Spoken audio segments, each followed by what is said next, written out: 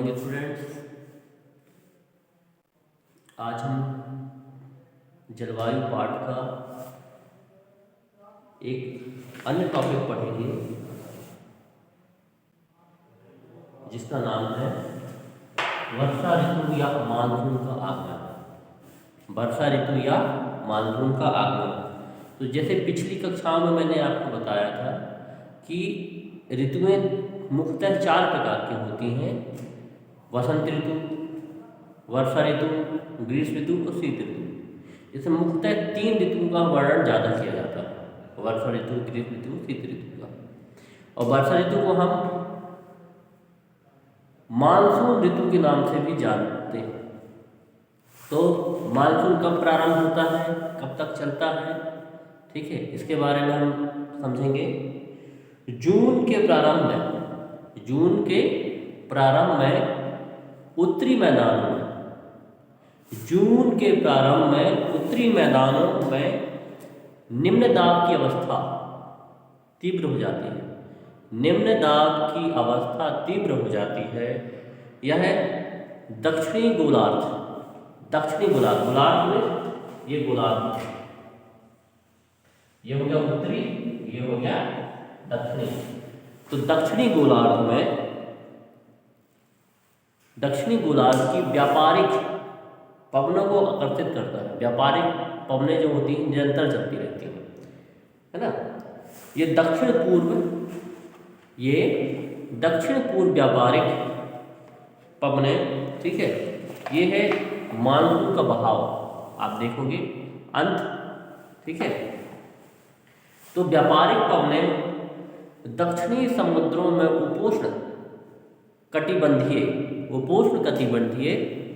क्षेत्रों में उत्पन्न होती हैं। चूंकि ये पवनें गर्म महासागरों के ऊपर से होकर गुजरती हैं, इसलिए ये अपने साथ इस महाद्वीप में बहुत अधिक मात्रा में नमी लाती है। क्या? ये जो पवनें हैं गर्म महासागरों के ऊपर, ठीक है, जो महासागर है, ठीक है, इनके ऊपर से गुजरती है, गर्म महासागरों के ऊपर से गुजरती है। इसलिए ये अपने साथ महाद्वीप में बहुत अधिक मात्रा में नमी, आर्द्रता लेकर आती हैं। ये पवनें तीव्र होती हैं। क्या? ये पवनें जो होती हैं बहुत ही तीव्र होती हैं और प्रति घंटे 30 किलोमीटर की औसत वेग से चलती हैं। सुदूर उत्तर पूर्वी भाग को छोड़कर ये मानसूनी पवनें देश के शेष भाग में लगभग 1 महीने में पहुंच जाती हैं। दक्षिण पश्चिम मानसून का भारत में अंतर्वाह यहाँ के मौसम को पूरी तरह परिवर्तित कर देता है। दक्षिण पश्चिम मानसून का भारत में अंतर्वाह यहाँ के मौसम को पूरी तरह परिवर्तित कर देता है। मौसम के प्रारंभ में पश्चिम घाट के पवनमुखी भागों में भारी वर्षा होती है। दक्कन का पठार एवं मध्य प्रदेश के कुछ भाग में वर्षा होती है। दक्कन का पठार तथा मध्य प्रदेश के कुछ भाग में भारी वर्षा होती है।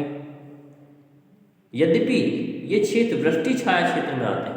वृष्टि छाया क्षेत्र में जहाँ पर अधिक बारिश होती है।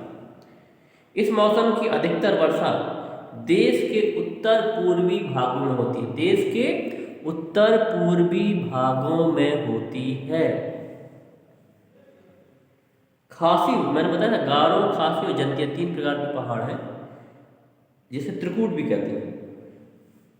खासी पहाड़ी के दक्षिणी श्रृंखला में स्थित मासिनराम, मैं बताया था मासिनराम विश्व में सबसे अधिक औसत वर्षा प्राप्त करता है।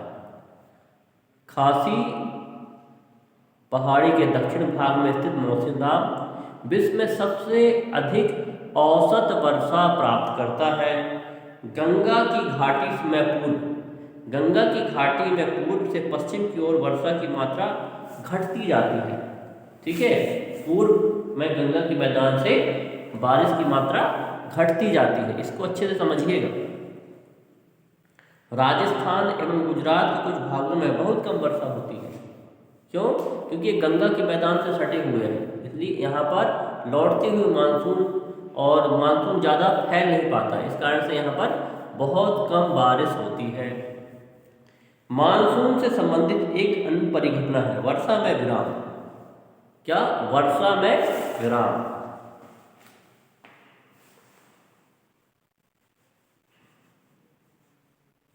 वर्षा में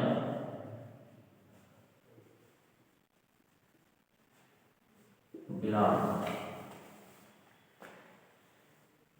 इसमें आर्द्र एवं शुष्क दोनों तरह के अंतराल होते हैं। दूसरे शब्दों में मानसूनी वर्षा एक समय में कुछ दिनों तक ही सीमित होती है। मानसूनी वर्षा कुछ दिनों तक ही सीमित होती है। इसमें वर्षा रहित अंतराल भी होते हैं। मानसून में आने वाले ये विराम मानसूनी गर्त की गति से संबंधित होते हैं। विभिन्न कारणों से गर्त एवं इसका अक्ष उत्तर या दक्षिण की ओर खिसकता रहता है, जिसके कारण वर्षा का स्थानिक वितरण सुनिश्चित होता है। जब मानसून के गर्त का अक्ष मैदान के ऊपर होता है, क्या? जब मानसून के गर्त का अक्ष मैदान के ऊपर होता है, मतलब ये मैदान है, तो इसका जो अक्ष है इसके ऊपर रहेगा। ठीक है,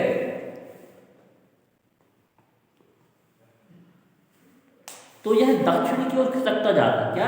दक्षिण नीचे की ओर खिसकता जाता है, उत्तर और दक्षिण। तो जब गर्त मैदान के ऊपर रहता है, दक्षिण की ओर नीचे की ओर खिसकता जाता है, जिसके कारण वर्षा के स्थानिक वितरण सुनिश्चित होता है। जब मानसून का गर्त इन भागों में अच्छी वर्षा का कारण होता है, जब मानसून का गर्त अक्ष मैदान के ऊपर होता है तो बहुत अच्छी बारिश होती है, मानसून बहुत अच्छा होता है। दूसरी ओर जब अक्ष हिमालय के समीप चला जाता है, हिमालय के करीब चला जाता है, मानसून अक्ष,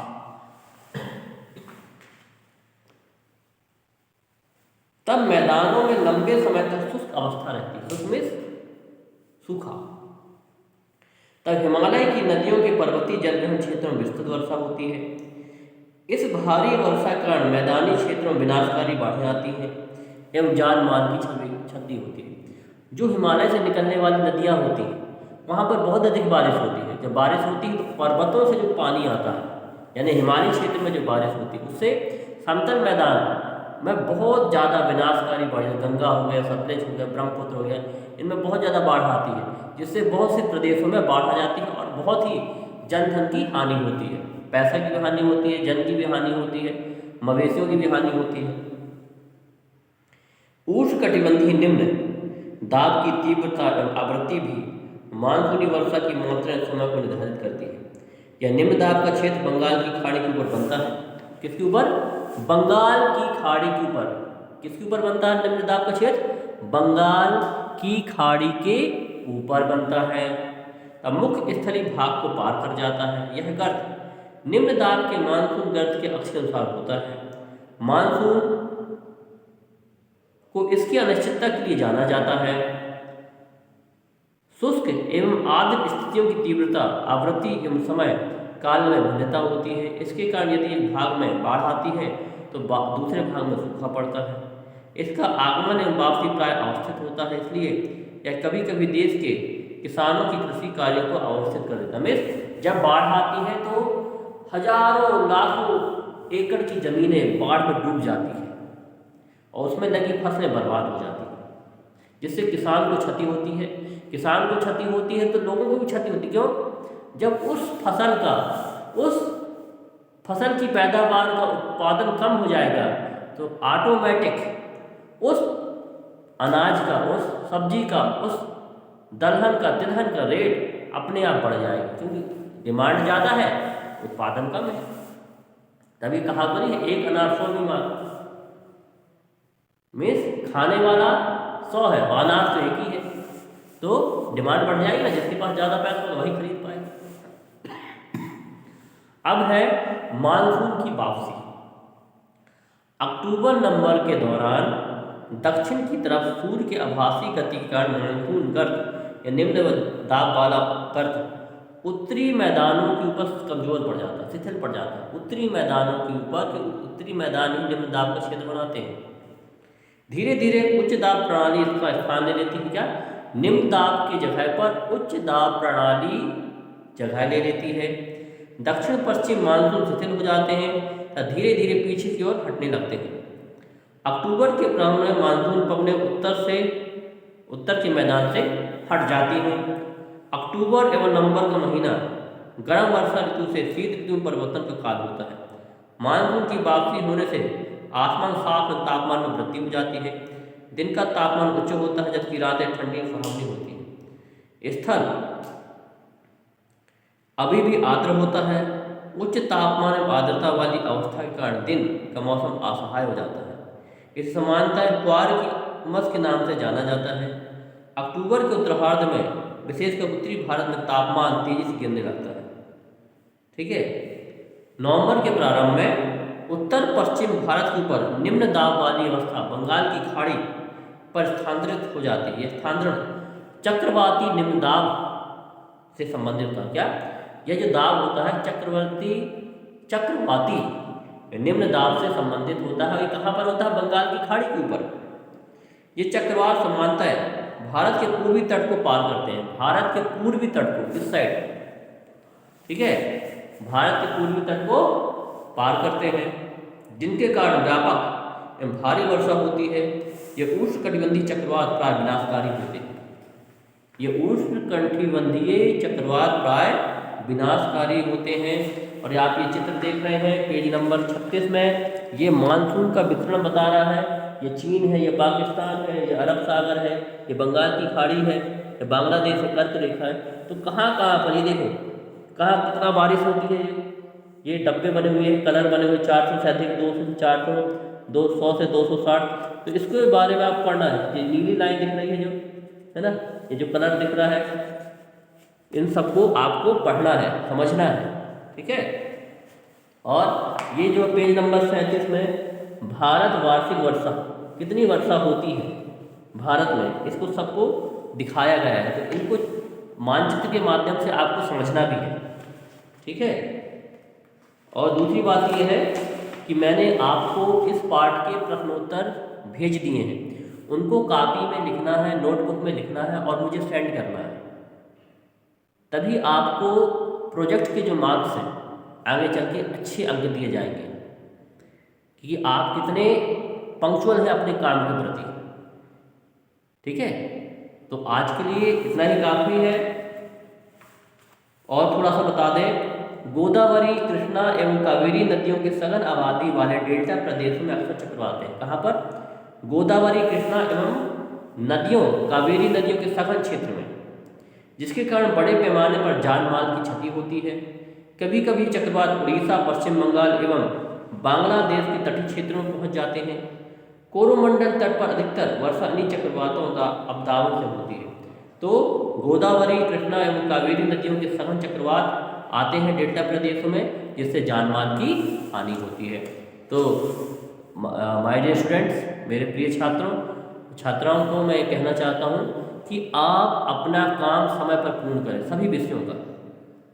ठीक है। समाज विज्ञान का भी, हिंदी का, इंग्लिश, मैथ, जो भी आपको पढ़ाया जा रहा है, और मुझे आपका रिस्पॉन्स चाहिए। धन्यवाद।